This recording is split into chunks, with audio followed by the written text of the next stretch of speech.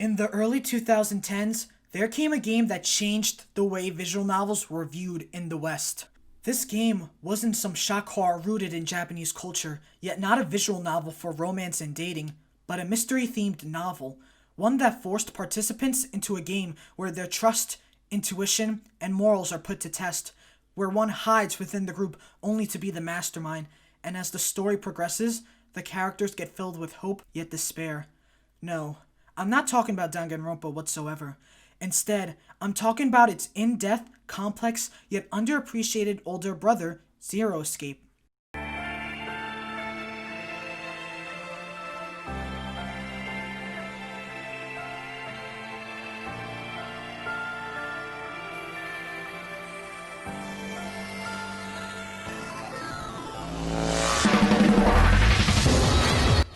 Initially released on December 10th, 2009 in Japan by Chunsoft, now known as Spike Chunsoft, and published by Axis, the game got its start with the game 999, 9 persons, 9 doors, 9 hours, on the DS, and although it didn't sell that much in Japan, in America it did pretty well, as a lot of people loved it, and people even crediting it for the rise of visual novels in the West. Of course, this success was followed by 2 sequels, with Virtue's Last Reward being released on the 3DS alongside a reprint of 999 with the new box cover, and Zero Time Dilemma, the finale of the series, being released on the PS4 in 2016 alongside the Vita and 3DS, with of course a port for the first 2 being released on PS4 and PC a year later, meaning this franchise can fully be played on 3 platforms, with one option being a handheld console.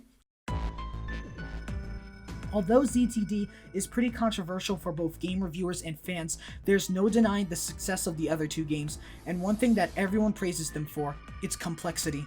With other visual novels at the time, they are just simply point and click and making a choice which leads to one ending or the other. Zero Escape expanded on this concept, and instead utilized the simplicity of visual novels to make more than just click and point and choose an ending. Instead, they made the whole game popularize escape room-like gameplay, something rare in the time it was coming out, as every game seemed to want complex gameplay, combos, or quick-time events, and another being different combinations of choices to make an ending. And if that wasn't enough, you have to replay a route to get another ending. This game made replaying the game for a different experience way less of a chore than others would, and seems much more fun. This was greatly enhanced in the PS4 and Steam ports, which included a flowchart. This helps a lot for people to not only keep track of what ending they're going to get, but to be able to go back to certain points of the game to reevaluate their choices and choose the other one, so they won't worry about getting the same ending or confusing one choice over the other. I love this mechanic so much, and saved a lot of playtime for me. That's something Zero Escape does so well. It knows the fans are going to replay multiple times, so it rewards its players by incorporating the system.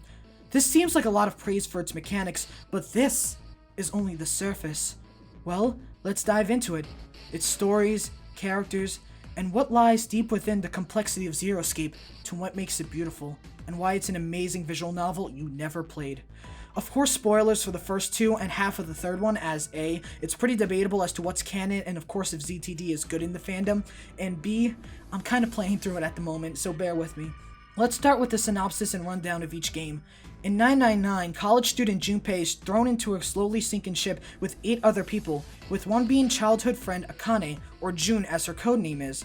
They all have numbers on their bracelets ranging from 1 to 9, and have to go through rooms, solve puzzles, and seek a door carrying the number 9, which will lead to escape.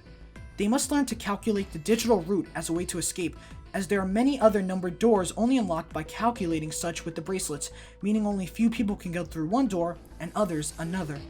With Virtue's Last Reward, we agreed it to Sigma and Phi, who entered the Nonary Games Ambidex Edition, which is where you team up with 2 other people, clear rooms, and then vote to ally or betray to get points. Whoever gets 9 points gets to exit the 9th door and escape. The Ambidex voting system is the prisoner's dilemma boiled down to just ally or betray with the same point system in mind. With Zero Time Dilemma, it involves 9 characters who have been locked up in an underground nuclear bomb shelter and are forced to play a death game called the Decision Game, which is led by a masked person known as Zero. They must kill 6 of the participants in order to escape the X door. This one involves returning characters like Junpei, Akane, Sigma, and 5, as well as 5 new characters so as to not make it seem like a rehash of characters. The only characters to appear in the first 2 games are Clover, and Junpei and Akane appear in all 3. Why I say that? Well, I'll get to that when I discuss the respective plots. It's difficult to pinpoint what exactly is Zero Escape, as it continued to change its format and story to make each installment unique and fascinating. So instead of just saying it's Danganronpa but more complex, I instead say it's Rick and Morty but for people who do that Junko dance on TikTok.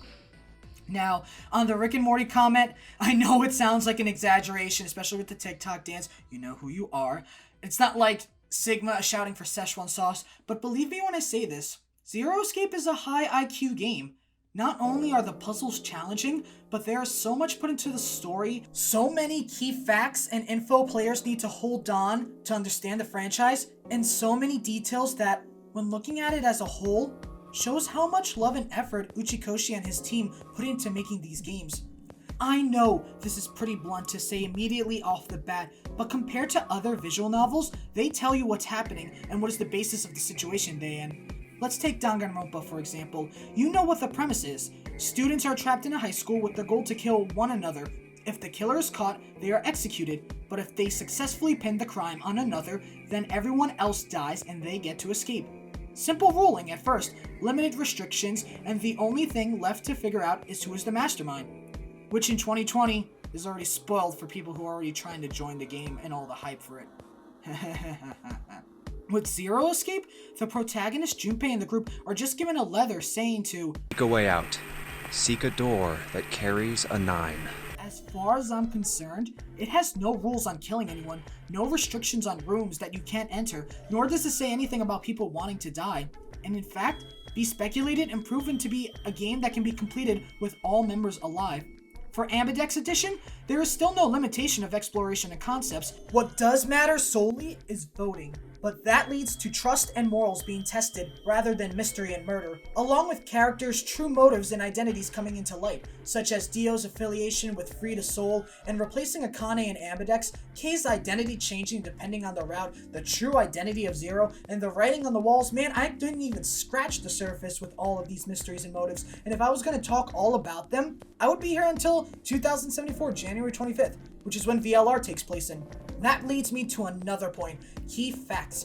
In Zero Escape, characters discuss and introduce many psychological, scientific, and mathematical concepts that play key to the story and only make sense as you progress through it, and find the clues leading to the truth of the Nonary games. Not to mention, they are really obscure and much more interesting to learn. For comparison, let's see what we learn in Danganronpa.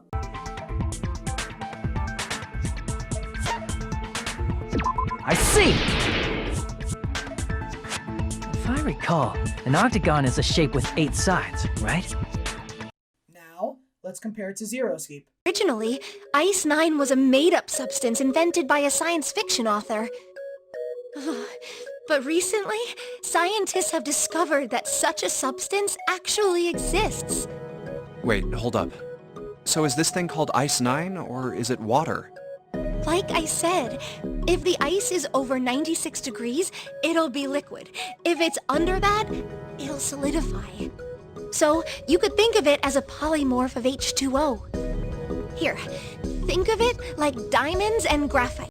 Not only is Ice 9 real in reality, but it also plays a key factor to the story. I never knew about prosopagnosia nor the prisoner's dilemma until playing Zero Escape, yet it's interesting, not only for the plot's sake, but for research on my own time. Of course, there's a lot of fake made-up science fiction like Radical 6, the disease that prompts suicide, but the game goes out of its way to explain it under a logical formula and build on it, how it's treated, how it's discussed by the outside world, and its impact on the game's history. They give you so much, and it's up to you to put it together. Back to my main focus, Zero Escape is a game that requires a lot of critical thinking to comprehend. If someone just played this mindlessly pressing buttons and only focused on the escape room gameplay, they really won't get that far. It takes a lot of thinking to understand the true motives of 999, not only in making sense of the convoluted plot, but also admiring what made the plot so wonderful in the first place. It is complex, but not distorted, nor is it simple that anyone else could get it. It prides itself on making you, the player, figuring out what's right and finding the true ending. Of course, this is justified in the lore by jumping conscious through timelines, as stated in VLR and ZTD, going from one timeline to another to solve mysteries and redo it so you don't die or let others die. You do this by interacting with other rooms and talking to other characters. This leads to my next point on what makes Zero Escape get better and better when you look at it: the characters. In each Zero Escape game, we are introduced to a core of 9 main characters forced to play in the respective game of the installment, and then some minor characters that either make short cameos or are referenced as key parts to the lore. Which each route, you get a set amount of characters to interact with or bond with. They tell you about their life, and that's where things get interesting. You see, with other mainstream horror visual novels like Danganronpa and the newly released Your Turn to Die, the characters are each unique. They have their own personality and also have their worries, fears, and motives that make them act differently in their respective game. However, there is one fine line that differentiates the ensemble of these games to Zero Escape, and that is their relevance to the story. In Danganronpa, the only character really important or key to the solution of the killing game is usually 2 characters, with one being the mastermind hiding within the group, or in DR2, which is one being the byproduct of the past game. Other than that, they're just there, and the only reason being is that they're talented in a certain factor, not counting the Despair arc in Danganronpa, which shows they were students because, well, it's just them being students, not special. In Your Turn to Die, as of the release of Chapter 3 Part 1, only 2 to 3 characters are significant. With Your Turn to Die, it's tricky to pick who it is, as it's still not finished compared to DR. These characters exist in the game because they are there at the wrong time with the wrong scenario. With Zero Escape, what makes it stand out is the more you find out about it, the more you realize these characters are here because of their relation to the many corporations besides just being selected. In ZTD, they flat out state they came from DCOM. That was easy, but what about the other 2? In 999, the more you interact, the more you realize the characters seem to know a lot more than what they should be. Their designs were purposely made to be stereotypes based on an enneagram with 9 personalities to pull a fake out and make you realize they aren't what they seem.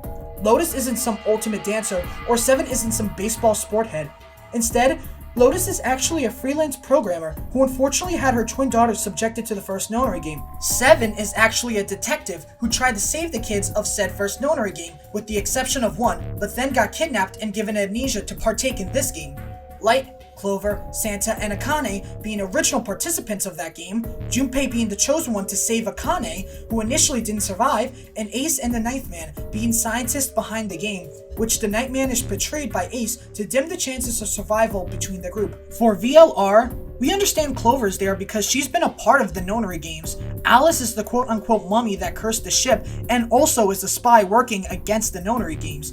Kay, as I mentioned, is Kyle or Akane based on your ending, Luna being a robot made by Sigma from one ending of ZTD, modeled after Diana, his late wife, Dio being a part of Free the Soul to cause terror and bomb the facility, and Sigma and Phi from ZTD, as canonically, ZTD happens before VLR. Now, what about Tenmyoji and Quark? Well, not only is Quark the adopted grandson, but let me ask you, what is Junpei's last name? That's right, Tenmyoji is Junpei but old. Remember when I said Junpei and Akane are in all 3 games? Yep, they all take part in it. The old woman is Akane, who was supposed to play but replaced by Dio, and Tenmyoji is Junpei after never finding Akane in VLR's timeline. This video is starting to sound jumbled, but not really confusing. And that's exactly what Zero Escape is, and it's beautiful. Part of me wants to visualize Zero Escape, as I'm not the smartest and also feel like I want to see it like a visual key, because it would be easier to explain. The best way I can truly explain it is a puzzle. Each game is a puzzle piece, and by playing each one, you fill a part in, understanding each character's role, each motive for everyone, and what each story means to the games. It's so brilliant, and a puzzle that showcases it is what makes it amazing. If we were to see the puzzle, we would not only make sense of everything, but we would also see the emotion of the games, the sad tones it carries, the funny cheap parts that line it up, and finally, the deep horror of the game. With many horror games, they either incorporate action and dark atmosphere or just jump scares to show fear. With Zero Escape, it takes that all away, and instead incorporates psychological horror.